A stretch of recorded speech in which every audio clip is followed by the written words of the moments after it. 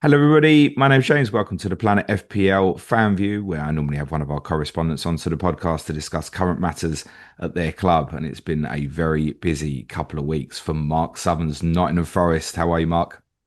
I'm good. I mean, it's never not a busy time at Nottingham Forest, it seems. Ever since I've been a correspondent, we've either been making 50 transfers or there's been upheaval in the back room. So, yeah, I'm good. I guess, I'm excited about what I'm going to see tonight in the Carabao Cup and what I'm going to see going forward under Ange.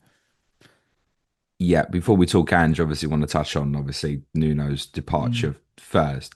Did it feel as inevitable to you as I think it felt to many of us as neutrals that there was going to be a parting of the ways at some point?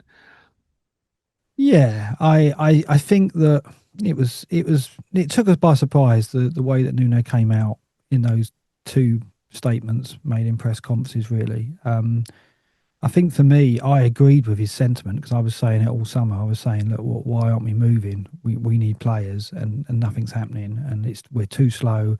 We're missing pre-season. We're not giving Nuno what he needs pre-season, so therefore it's going to impact us at the start of the season. I was saying exactly that. He came out and said very much the same, but he said it about 4 or 5 weeks later, just before we were about to kick the season off, right? So he wasn't. I think it was David Moyes at Everton was coming out and saying we need players very early on in pre-season, if you remember. And I was saying on Forest podcast, well, why isn't Nuno saying that? Why aren't we saying it? Because we're in the same situation. We need them even more because we've got European football.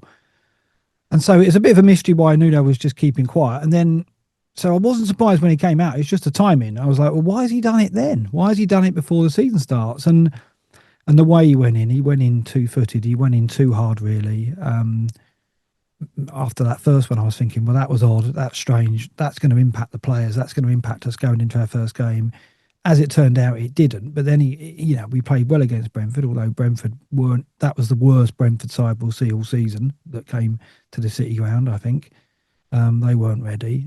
But then he followed it up. He followed it up with insight into the relationship with the owner, and he went too far with that. So after that, sadly, we didn't want to lose him.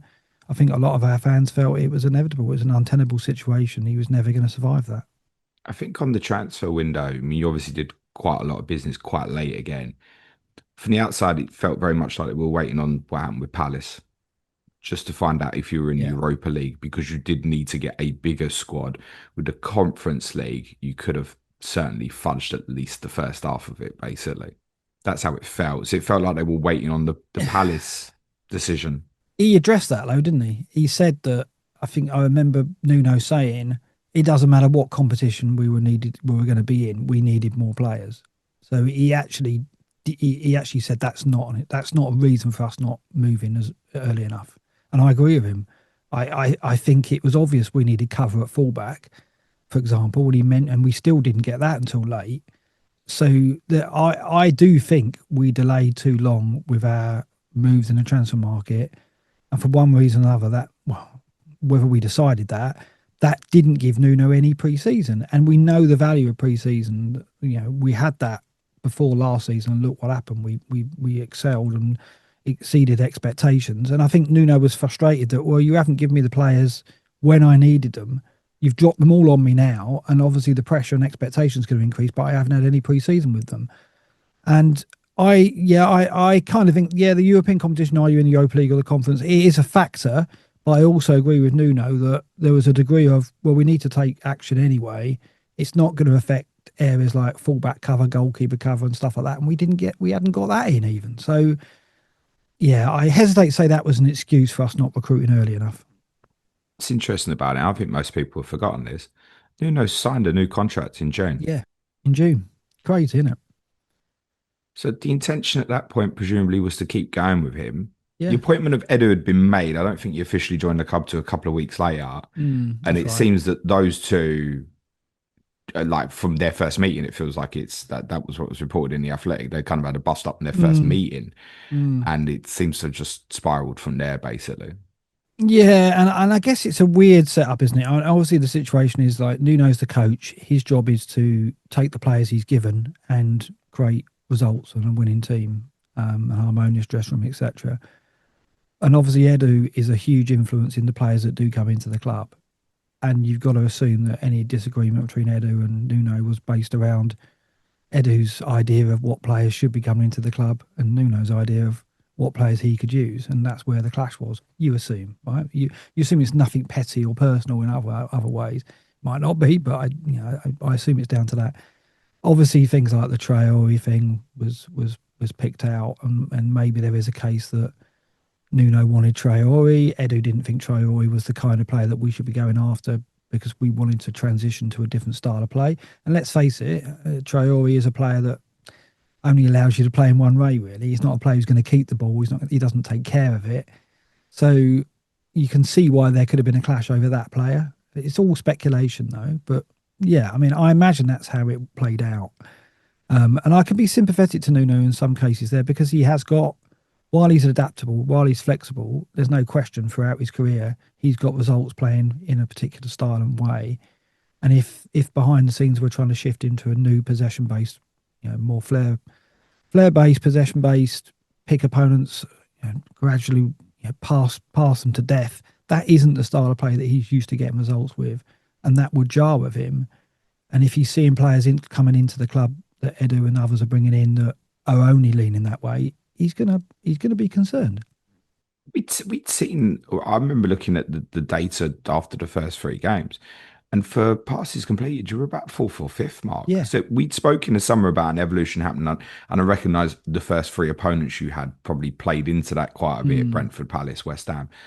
But still, it was surprising to see some of the possession numbers. I said after the Brentford game on the podcast that one of the most damning statistics of the whole game with one weekend was for Brentford, in the sense that you had more of the ball in the second half at 3-0 up. Yeah. So it Yeah. showed that. So at that point, we go, okay, right, sit in.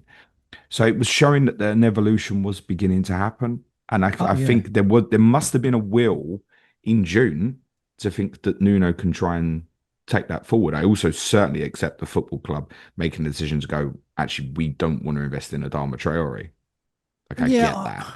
Yeah, I can totally see it as well. And obviously, when news broke that we were after him, there was a degree of not panic, but a degree of, oh God, that's not the kind of player we want to be going after. Surely we're a level above that now. Yeah. And I get that, but then if you're Nuno and you've lost Anthony Alanga, you're going to want a like for like replacement, and there aren't many around, if any. And maybe Traore fits some of that profile. He certainly doesn't fit it in terms of goals and assists, but he does in terms of what he brings you on transition. So I totally get why. And it's funny actually in the WhatsApp group when we lost Alanga, I said in my WhatsApp, "Oh, Nuno can just go and get Traore," and then 3 weeks later he was linked. We were linked with him, and I was like, "Well, that was a joke. I didn't think we'd even be looking at that player, but lo and behold, perhaps we did. We were." So it was a natural thing for Nuno to suggest, and I don't think that Traore would have been a bad idea as a plan B. Like we'll go possession based, we'll pass teams to death, but we've got players like Traore on the bench where if that's not working, we can go different. But it does seem that the club were intent on going full in on this. We want more of the ball. We want to pass the ball more. We want to pick opponents apart. We don't want to be a team that only threatens on transition anymore. And I think Nuno had been, from what we'd seen in pre-season at the start of the season, he was sympathetic to that, and he wanted to also add more to our way of playing. So we had options because at the end of the season people say, oh, you got found out, people worked you out, and maybe there was a bit element of truth in that, and he was reacting to that, and so I think he was generally trying to move the team over that way, but I think he always wanted primarily to stick to the principles of, well, we will absorb pressure and counter attack, and we want players like Traore to help us do that. It's the fan sentiment to Edu at the moment. Mm.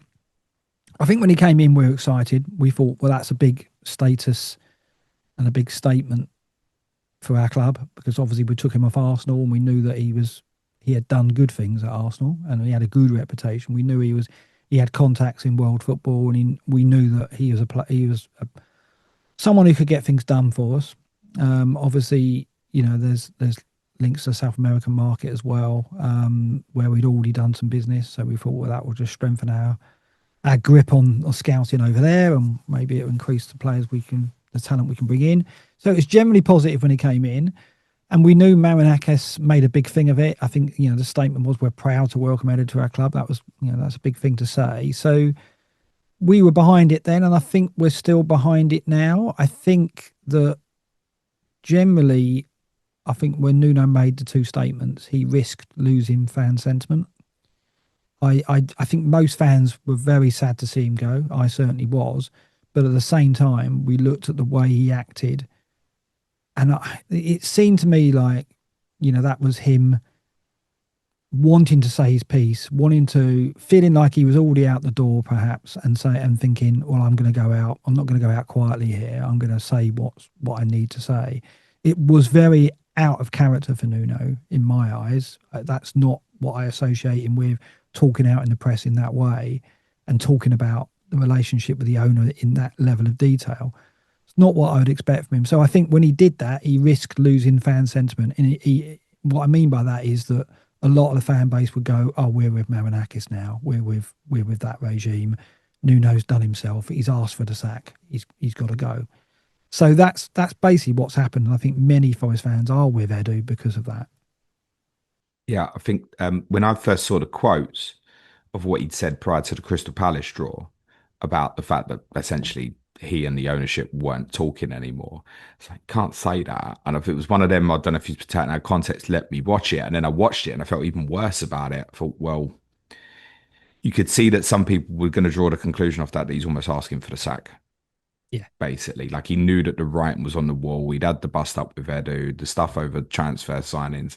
He was exactly what you said. He was going to get his word in before, whether it was the next week or the next month or even 6 months, he was going to get his word in to say, I'm going to back my own corner here, basically. So at that point, I mean, if you've got someone's new coming to the football club and you're not getting on, someone's going to go. You're either going to tell the new guy to turn back around or you're going to change the manager. And inevitably, if someone's new's coming, he's often going to be the manager that goes, isn't it? it is. And I think the key there is Edu's the man bringing in the players. And so, even though I felt like, well, three grown men, surely they can sit down and settle this. But if Edu is always going to be looking at players that Nuno doesn't want, and that's going to nag away, and So then would there the be rift will no be there dialogue forever. to say, Nuno says, oh, I want a right winger. Okay, Nuno, here's these three or four players. What do you think of these? Or do you just You'd go, hope. no, we're going to go and buy all three or four, which is normally what you do, just buy everyone. You'd hope that dialogue went on, but there was a lot of speculation that Hutchinson, for example, Murray Hutchinson, wasn't a player that Nuno felt that he wanted and could Who, use. just on him specifically, who decided Europa League squad? Was it Nuno? I nobody really know. Obviously you'd imagine Nuno was the major influence in that Europa League squad, and there's speculation that others had input into it, but you just don't know. And obviously, while maybe there's nothing in that, but obviously when he left Hutchinson and Zinchenko out, players that you could definitely, well, if you were going to choose a couple of players you thought, well, they're Edu picks and they're not Nuno picks, it would have been those two. So maybe it's just a coincidence. Maybe it wasn't, but by leaving him out of the squad, he again left the door ajar to people going, "Oh, there we go, there's the rift again." Well, I So think it was it just the wasn't headline helpful. with like my club's had to leave a few players out of the Mm, European squad this year, but the headline of your record signing getting left out yeah, did not create a good optic, right? no, and Zinchenko as well. He's like, lo and behold, we've got the injury to Oliveira, and now we're really weak in that area in the Europa League. So, But Zinchenko will get called up now, won't he? um, UEFA changed the rule and if you had one long-term injury and you could prove it with medical records, you could call up a replacement. right, so he can go in now, can he? I'm not, I would think so, I'm not yes. absolutely sure. Okay, right, well, I but imagine you'll get confirmation next week that that's just Zinchenko will now be fortune. in the squad. But that's just fortune, right? There was no question that when we looked at the squad and we looked at, and then what was a mystery there is Nuno had come out just weeks or even days before and said, we need fullback cover. And then he names a squad with an experienced Champions League campaigner who can play fullback and defensive midfield and maybe even wide left out of the squad. It seemed odd, right? I didn't worry about the Hutchinson one because someone had to be left out. And I was like, well, you can make a case for that. But the Zinchenko one, that was like, well, I just do not understand that. And if he can now be called up into the squad, we're very, very fortunate because, it's not fortunate to lose Aina, of course, but fortunate we've got a player like that who can come in. Yeah, before the FPL managers get excited, I'm pretty sure that Zinchenko will find his way into that Forest squad. I think Chelsea have already called up. Buonanotte was left out, and I Yeah, he think they've was. already Yeah. added him to the squad because of Right. Sujo. has had an operation on an injury. So I'm pretty sure Zinchenko will get added to that Europa squad, right? Final words on Nuno and kind of his Forest legacy. Like, how does he compare in kind of the hearts of Forest fans in comparison, to, say, Cooper? And I just wonder as well, in terms of the Forest fan mindset of moving beyond this, because I think there's disappointment that Nuno is not Mm. the manager is the initial reaction.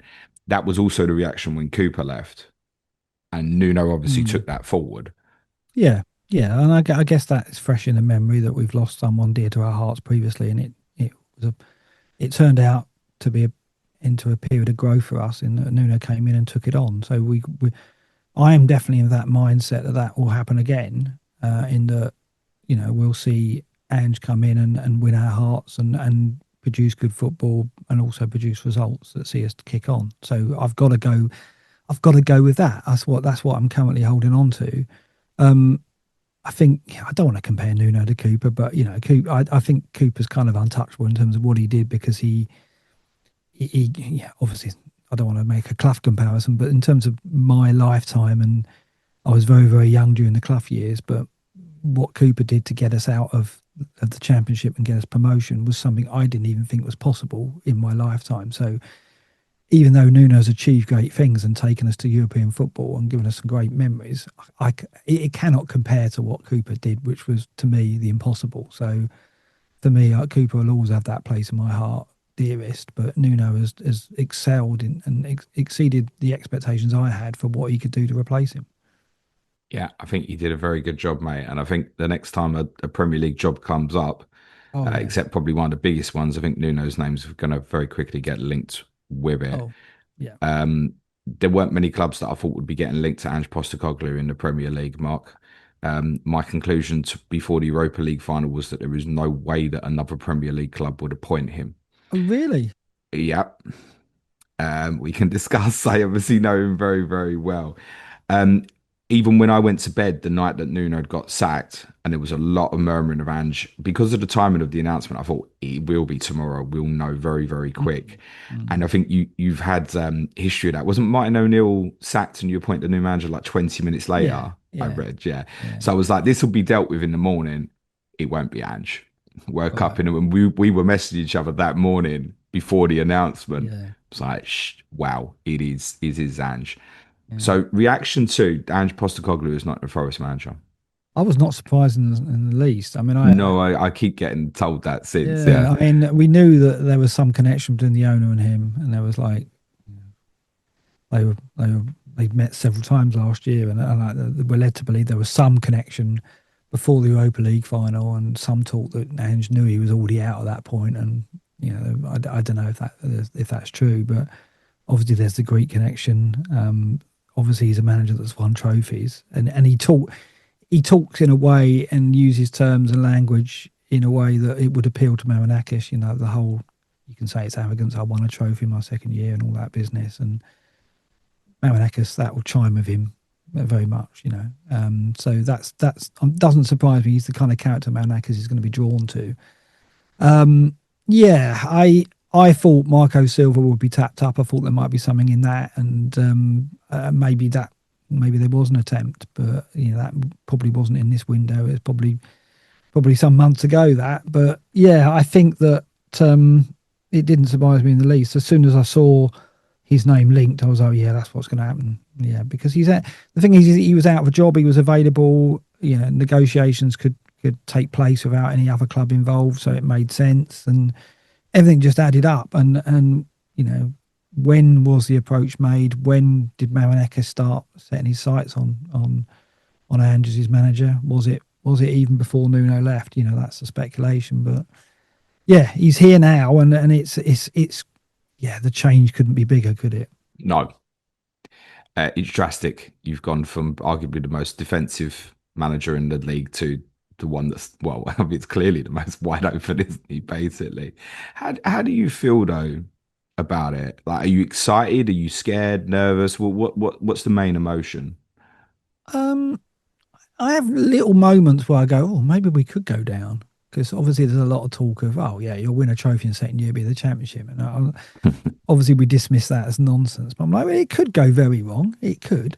Can I Uh, just say there's a major yeah. problem with that thought process of winning the championship next year. If you get relegated, Ange won't be there, No, mate. that's very true. Exactly. Yeah.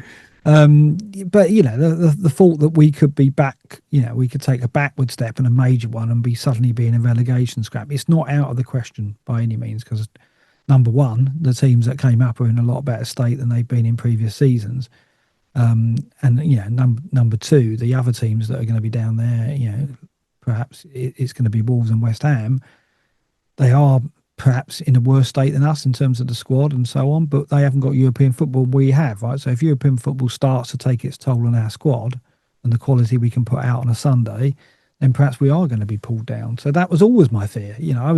I was saying pre-season, if we don't bring players in, we're going to be struggling. I said we were in desperate trouble here because when I found out we were possibly losing Gibbs White, on that day when that news broke, I said, well, we're now in the bottom six. We're now looking at bottom six campaign because not only are we losing our best player, we haven't brought any players in to cope with the European football. So I was always of a mind that that is going to be a big, big ordeal for us to play on those two fronts.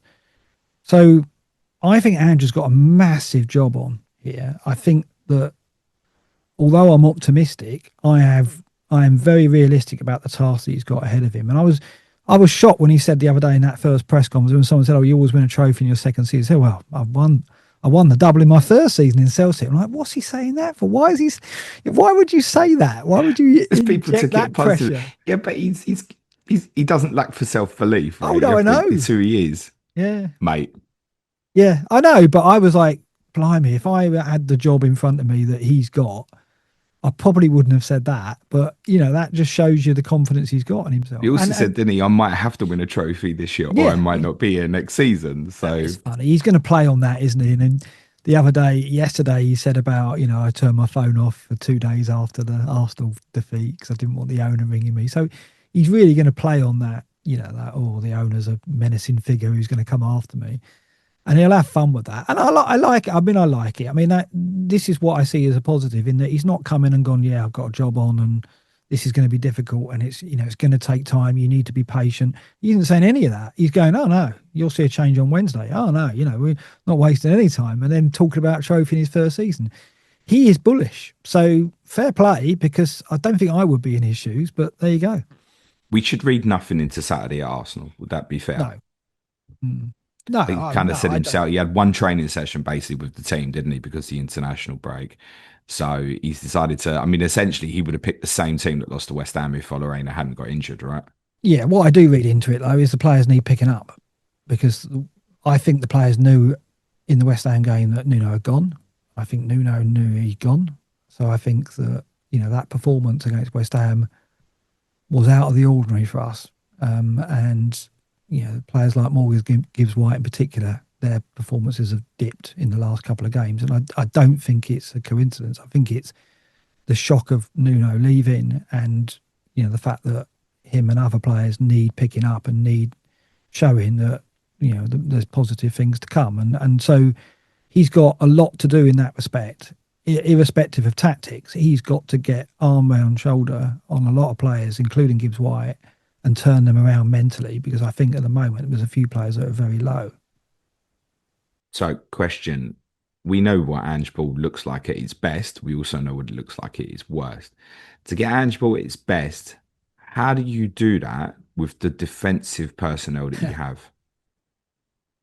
Yeah, I mean that there's a lot of assumptions about he'll just take what he did at Spurs with the high line and the sacrifices he makes defensively, and he'll just apply that to Forest.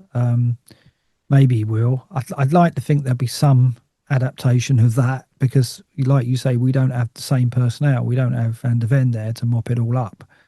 Romero's pace isn't questioned either. So we've got two very very good centre backs, arguably as good centre backs as Van de Ven and Romero, but they're very different. So yeah, how does he get his style of football applied whilst also considering those two centre backs are not going to be the players he needs to execute that?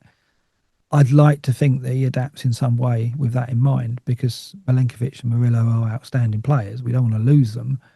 So we have to build the tactics and the way we play around the fact that we've got those two players, in my opinion.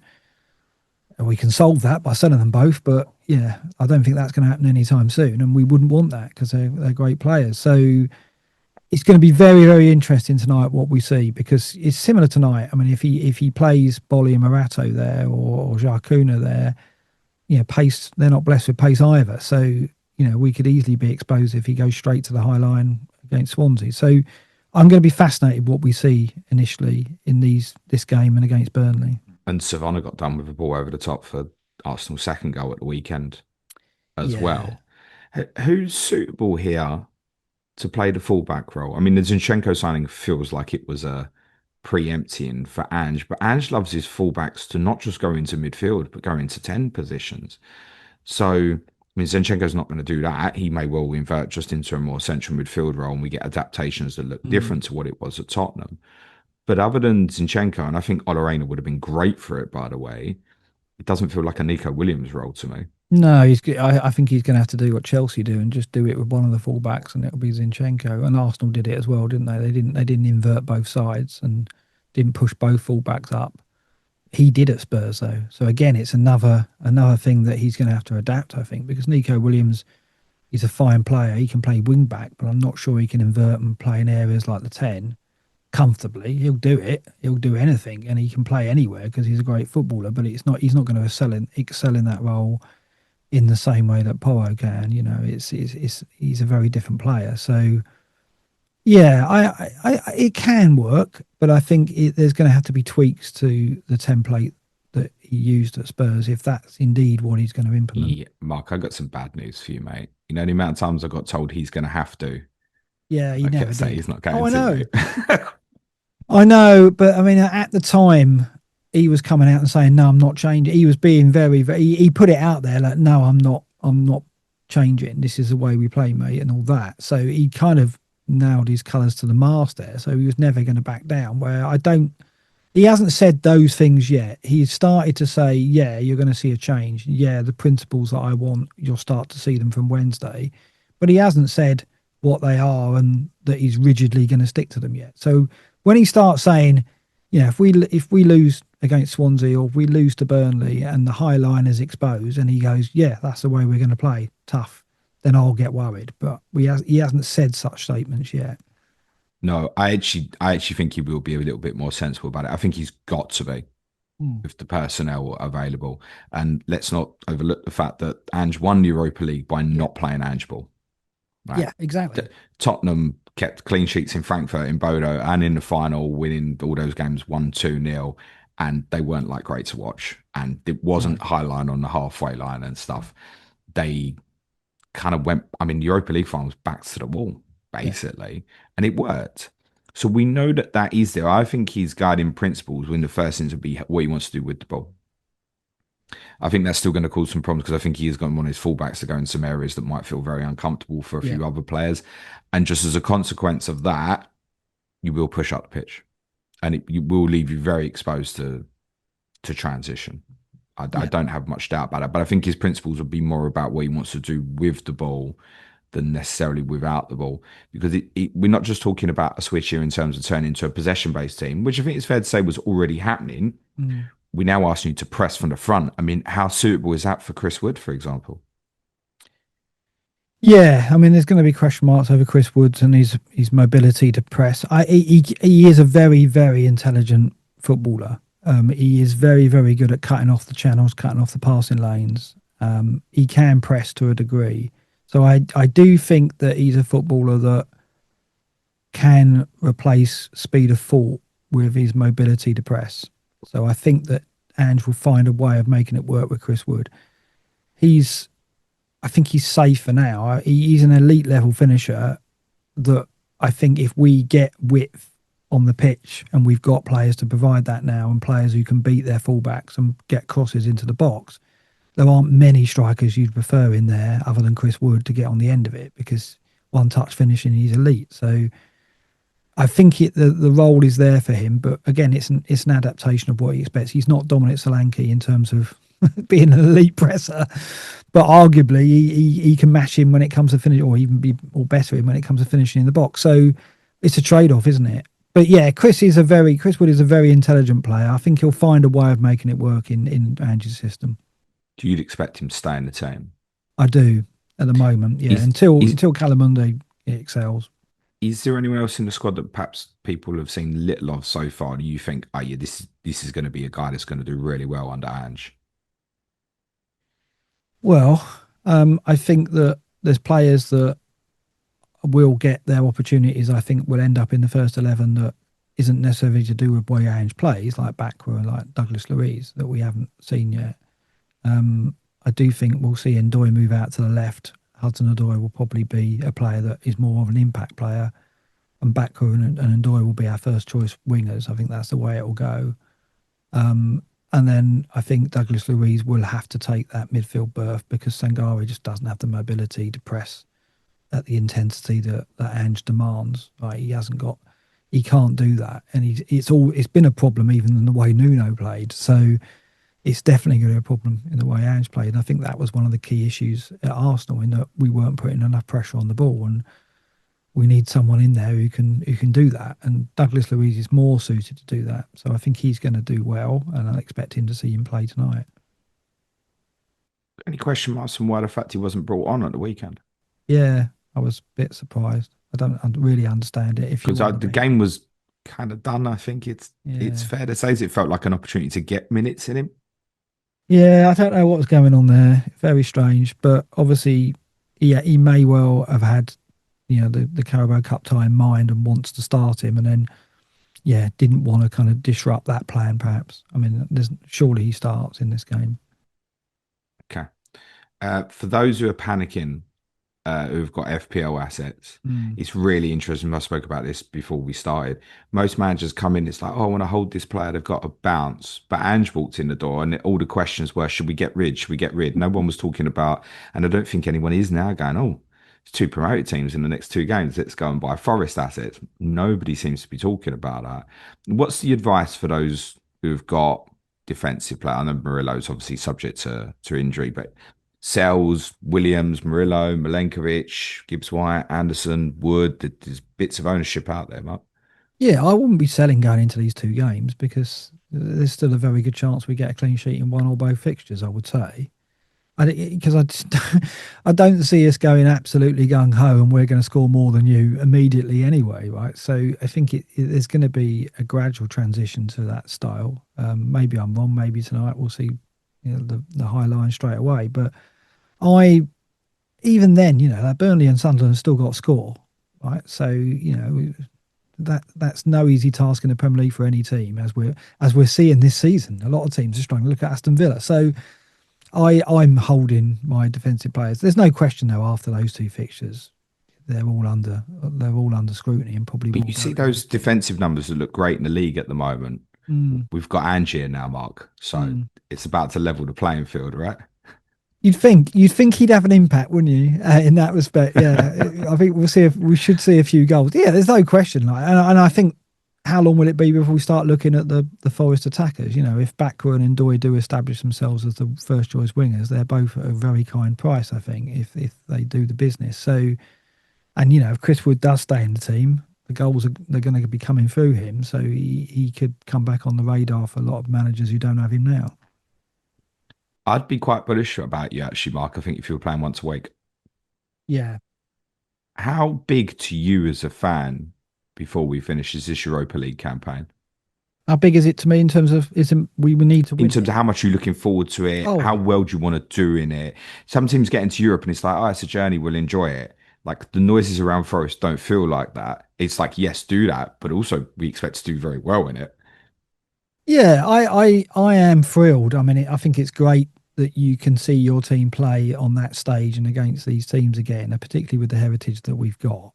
I'm looking for. I look at the fixture list, I still don't believe it. I'm like, oh, it's great to see the names that we're playing on those fixture lists. But yeah, my expectation is that we should be good enough to go quite deep into the tournament. I'll be disappointed if we don't get last eight. I think we've got the ability to do that. But I'm also very realistic about the impact it can cause. And then, how long before we start thinking, well, there's a balance here. Do we play Gibbs White in this game when we got a big game on Sunday? And we haven't won for 3 games, that kind of thing, you know. So it's I imagine we're going to get those dilemmas very, very quickly, and then obviously the manager's decision on who he plays when he's going to get called into question. So again, that's another reason why he's under pressure and he's got a difficult job here because yes, we've got a deep squad now, we've got some talent, but there'll be expectation, against Porto that Gibbs White's playing. Well, okay, is he then going to play on Sunday? So yeah, it's very my approach to it. It is a journey, and I'm just going to enjoy it, and I'm not expecting to go out and win it. It'll be lovely if we can go deep into it, and it'd be lovely, obviously, if we can win a trophy. But no expectation for me. Blimey, we were 17th, a couple of seasons ago. All right, one final question. When we're sitting here in May and we've Mm. reviewed Forest season, Yeah, what does it look like where you feel comfortable about Ange going into season two? I think it we finish somewhere between 8th and 12th. We go deep in the cup competitions, and perhaps we're unfortunate not to win one of them. And we've got a clear identity and way of playing, and a squad that has adapted to it in a way that makes me feel that we can add to that squad in the summer and kick on and push for top six. I wish you the best of luck, mate. I genuinely hope Ange does really well. I'm not going to take any comfort if it goes wrong. And I think most people, you'll have to deal with this, Mark. Most people on the outside are probably expecting it to fall flat on its face at some point Yeah. in the near future. I think there are very few jobs that he would have got offered. And it's obviously a relationship there with Marinakis that's given him another chance. Get used to, mate, seeing your fullbacks get isolated really, really badly. And you're just going to have to accept it every single game, I think. And I think that will happen, by the way, irrespective of whatever principles he puts in place. Because even Mm. when Tottenham went deep in the Europa games, that was still the case even in those games. If you had a 1v1 dribble in the wide areas, you just have to stomach it. Mm. You just get used to seeing it week after week. But I think as long as he manages himself well, and doesn't try and raise the expectations on the team too quick, too soon in terms of the style, I think you'll be all right. I hope that he's learnt lessons from his journey last year. Thank you very much, Mark. Go on, plug your pod, mate. Yeah, Forest Focus. Find me on there talking about this and other nonsense around Forest. And it's going to be an interesting journey. It's never dull at Forest, and I'm looking forward to what's to come. It's some top people now. I watched you a couple of weeks ago with, Yeah, with Seb Hutchison on there, yeah, Seb commentators for was on. Sky. Yeah. We get some good names on there. Fletcher's on there, and Adam Summerton, and former players. I've been on with Gary Birtles, which is obviously just a treat to be on with such a club legend. So I'm very proud to be part of that podcast, and we do some good stuff. Good stuff. Mark, thank you very much, my friend. I wish you very best of luck in Wales this evening. Thank you very much. Next up on Planet FPL, Ask James tomorrow, and David Hunt will be back with me for the weekender on Friday. You might find me on a guest appearance somewhere else within the FPL community later this week, but I can't tell you where. Mark probably wishes that it was him. Until next time, to Forest fans, keep the faith if you can. Enjoy the ride. Cue music, please, man child.